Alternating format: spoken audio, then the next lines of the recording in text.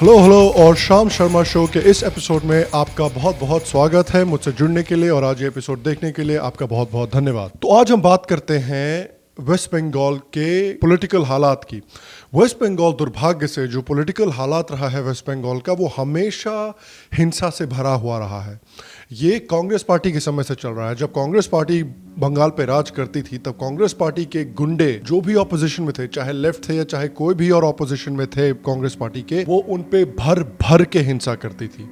और फिर जब लेफ्ट पार्टीज, जब सीपीएम पावर में आई, तब उन्होंने कांग्रेस की उसी हिंसा को अपनाया, उन्हीं गुंडों को अपनाया और फिर उस हिंसा को और भी बढ़ा दिया। तो सबको याद है जो सीपीआईएम के गुंडे होते थे जिनको कहते थे हरमाड, जो कि अरमाडा का बंगाली ट्रांसलेशन है। वो गांव से गांव, शहर से शहर घूम के जो उनसे नहीं एग्री करते थे या जो उनकी बात नहीं मानते थे, उसको पीट के या तो मार डालते थे या मार मार के ऐसी हालत कर देते थे कि वो किसी बोलने की हालत में ना रहे। तब फिर इतने सालों के बाद जब ममता बनर्जी ने और तृणमूल कांग्रेस ने कम्युनिस्ट पार्टी को हराया, तब लोगों को लगा कि अरे हो सकता है कि इतने सालों के बाद आखिरकार जो ये हिंसा का जो साइकिल है बंगाल में वो खत्म हो जाएगा, ये हिंसा, ये गुंडागर्दी खत्म हो जाएगी बंगाल में। लेकिन दुर्भाग्य से ऐसा हुआ नहीं। दुर्भाग्य से ममता बनर्जी ने और टीएमसी ने भी जो ये हिंसा होती थी, जो ये गुंडागर्दी होती थी, उसको अपना लिया और उसको अब इस्तेमाल कर रहे हैं पावर में रहने के लिए। तो अभी हमने देखा कुछ महीने पहले जो बंगाल में पंचायत इलेक्शन हुए थे, उसमें किस तरह से गुंडागर्दी हुई थी, उसमें किस तरह से हिंसा हुई थी, उसमें किस तरह से 24 लोगों की जानें गई थी, किस तरह से बूथ कैप्चरिंग हुई थी, किस तरह से इलेक्शन के प्रोसेस में घोटाला हुआ था। हाथ में डंडे और वोट डालने आए लोगों को दौड़ा दौड़ा कर पिटाई की। यहाँ पुलिस वाले भी हैं लेकिन तमाशबीन की वर्दी में। अलीपुरद्वार के पीरपारा में तो ममता की पार्टी के गुंडों ने लाइन खींच दी और वोटरों से कहा, हिम्मत है तो इससे आगे बढ़कर दिखाओ। समर्थक तो गुंडे बने ही। उत्तर बंगाल में तो ममता के एक मंत्री ने पोलिंग बूथ पर बीजेपी समर्थक को ही थप्पड़ मार दिया। चुनाव को प्रजातंत्र का त्योहार माना जाता है, लेकिन यहाँ तो गुंडागर्दी की जैसे आंधी चल पड़ी है। ये भी हमें याद है कि रामनवमी के समय में जो रामनवमी एक रैली हुई थी, उसके बाद किस तरह से आसनसोल रानीगंज के एरिया में किस तरह से दंगे हुए थे और 5 लोगों की जानें गई थी। और किस तरह से इसमें पुलिस ने या तो ठीक से इन्वेस्टिगेशन नहीं किया था या फिर कई मामलों में तो पुलिस तृणमूल कांग्रेस के साथ मिली हुई थी। फिर बासिरहाट याद है हमें, किस तरह से बासिरहाट हुआ था। एक 17 साल के लड़के ने फेसबुक पे कुछ लिखा था और किस तरह से उसको एक झुंड ने उसके घर को घेर लिया था और उसको मारने की धमकी दे रहे थे। दुर्भाग्य से एक चीज काफी स्पष्ट हो जाती है, कांग्रेस ने और फिर जो कम्युनिस्ट पार्टी आई थी बंगाल में, उन्होंने एक चीज सीधे सीधे अपनाई थी कि उनको पता था कि जो मुस्लिम आबादी है वेस्ट बंगाल की, वो काफी बड़ी है और अगर इस मुस्लिम आबादी को एकजुट करके एक जगह वोट करवाया जाए तो इलेक्शन जीतना काफी आसान हो जाता है। और इसके चक्कर में इन पार्टीज ने बांग्लादेश से जो इलीगल इमिग्रेशन हो रहा था बंगाल में, उसको भी काफी बढ़ावा दिया। तो उससे क्या हो गया है कि आज बंगाल की जो मुस्लिम पॉपुलेशन है वो बढ़ के अराउंड 27% के आसपास हो गई है। ये ऑफिशियल फिगर्स हैं।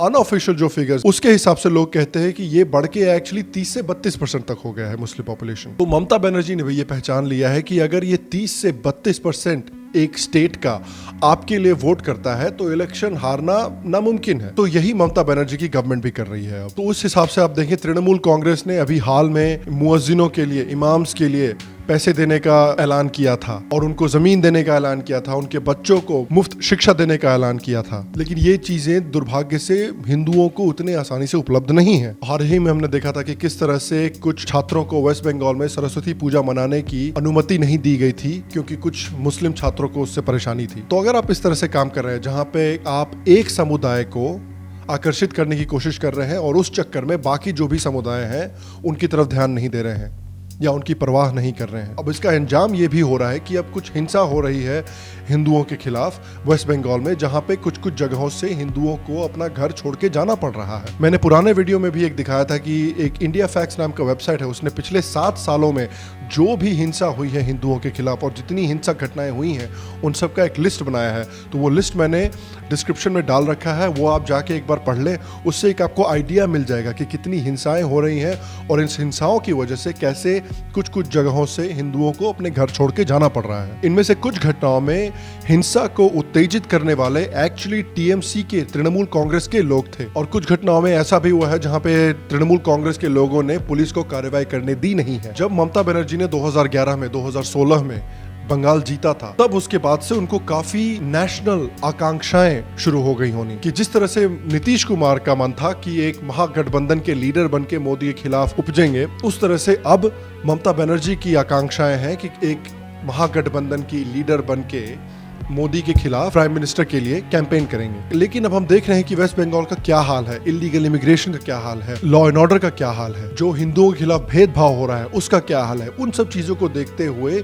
ये जो चीजें हैं ये इनके एक नेशनल लीडर बनने के रास्ते में काफी बाधाएं प्रकट कर सकती हैं कि भाई आपने वेस्ट बंगाल का देखो हाल क्या कर रखा है। और सिर्फ इतना ही नहीं, ये जो हिंदुओं के खिलाफ भेदभाव हो रहा है और जो मुसलमानों को जो आकर्षित करने की कोशिश कर रहे हैं, ये एक्चुअली उनको ध्यान रखने की कोशिश नहीं कर रहे हैं, ये सिर्फ उनको खुश रखने की कोशिश कर रहे हैं ताकि वो ममता बनर्जी के लिए वोट कर सके। मुसलमानों की हालत वेस्ट बंगाल में उतनी ही खराब है जितनी देश में कांग्रेस ने उनकी हालत खराब कर रखी है।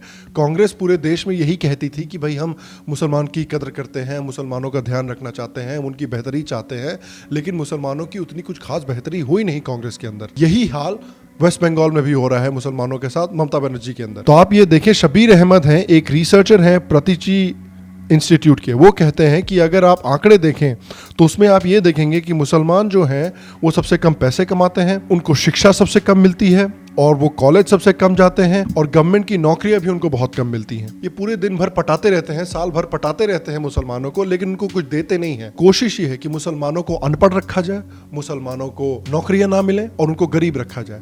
अगर उनको गरीब रखोगे और अनपढ़ रखोगे तो उनको मदरसों में भेज के रेडिकलाइज करना और इस्लामिस्ट बनाना बहुत आसान है। अगर मुसलमान पढ़ा लिखा हो जाए, अगर वो नौकरी करने लगे तो नौकरी करेगा, पैसे कमाएगा, पढ़ा लिखा रहेगा। लेकिन ये जो कांग्रेस है, ये जो पार्टीज हैं जो ये माइनॉरिटी को अपीजमेंट करती हैं, ये माइनॉरिटी की बेहतरी चाहते नहीं है, ये चाहते हैं कि माइनॉरिटी इसी तरह से गरीब और अनपढ़ रहे। तो लोगों को ये समझना बहुत जरूरी है ममता बनर्जी के गवर्नमेंट के बारे में और ये माइनॉरिटी अपीजमेंट पार्टीज के बारे में। और धीरे धीरे जो हिंदू हैं वेस्ट बंगाल के, ये जाग रहे हैं और धीरे धीरे हिंदू हैं जो वेस्ट बंगाल के, ये समझ रहे हैं कि अगर हमने कुछ करना शुरू नहीं किया, हमने अगर एकजुट होना शुरू नहीं किया तो बचेंगे नहीं 50 साल में हिंदू वेस्ट बंगाल में। इसलिए आप देख रहे हैं कि अब जो ये रामनवमी है, ये काफी बड़ा एक त्योहार हो रहा है वेस्ट बंगाल में। पारंपरिक रूप से रामनवमी वेस्ट बंगाल में बहुत प्रसिद्ध त्योहार नहीं रहा है, लेकिन अब ये हो रहा है क्योंकि जिस तरह से लोकमान्य तिलक ने गणेश त्योहार को महाराष्ट्र में एक पॉलिटिकल आंदोलन की तरह इस्तेमाल किया था, उसी तरह से हिंदू जो है रामनवमी को वेस्ट बंगाल में एक पॉलिटिकल आंदोलन की तरह इस्तेमाल कर रहे हैं। तो मैं आपसे पूछना चाहता हूं, आपको क्या लगता है? आपको लगता है कि ममता बनर्जी वेस्ट बंगाल में हिंदुओं के खिलाफ भेदभाव कर रही है, या आपको लगता है कि ऐसा कुछ हो नहीं रहा है, ममता बनर्जी एक अच्छी चीफ मिनिस्टर है? आपको क्या लगता है? मुझे प्लीज बताएं। और क्या आपको लगता है कि ममता बनर्जी एक अच्छी नेशनल लीडर बनेंगी या नहीं? प्लीज अपने ओपिनियंस मुझे कमेंट सेक्शन में बताएं। हाँ, तो ये था आज का एपिसोड। मुझे आशा है कि आज का ये एपिसोड आपको पसंद आया हो और मैं चाहता हूं कि आप जो इंडिया फैक्ट्स का आर्टिकल है जिसमें सारे जो 7 साल में हिंदुओं के खिलाफ दंगे हुए हैं और हिंदुओं के खिलाफ हिंसा हुई है, प्लीज उसको जाके पढ़ें। अगर जो वेस्ट बंगाल में हो रहा है उसके लिए आप जागरूकता फैलाना चाहते हैं तो प्लीज इस वीडियो को शेयर करें। अगर आपको ये आज का वीडियो पसंद आया हो तो प्लीज इस वीडियो को एक लाइक दे, प्लीज इस वीडियो को एक थम्स अप दे दे। इससे मेरी मदद होती है, इससे चैनल की काफी मदद होती है। अगर आप मुझे पेट्रियन पर सपोर्ट करना चाहते हैं तो लिंक में आप पेट्रियन पर जाके मुझे सपोर्ट कर सकते हैं। जो भी आपको अच्छा लगे उस हिसाब से आप मुझे सपोर्ट कर सकते हैं। इससे क्या होता है कि इससे मैं इस शो पे फोकस कर सकता हूं और इस शो पे सारी अपनी एनर्जी डाल सकता हूं। अगर आप इस शो को पसंद करते हैं और अगर आप इस शो को सब्सक्राइब करना चाहते हैं तो यहां नीचे सब्सक्राइब करें और यहां भी कर सकते हैं। मैं आपको अगले एपिसोड में मिलूंगा और तब तक स्वस्थ रहें, सुखी रहें और फिर मिलेंगे।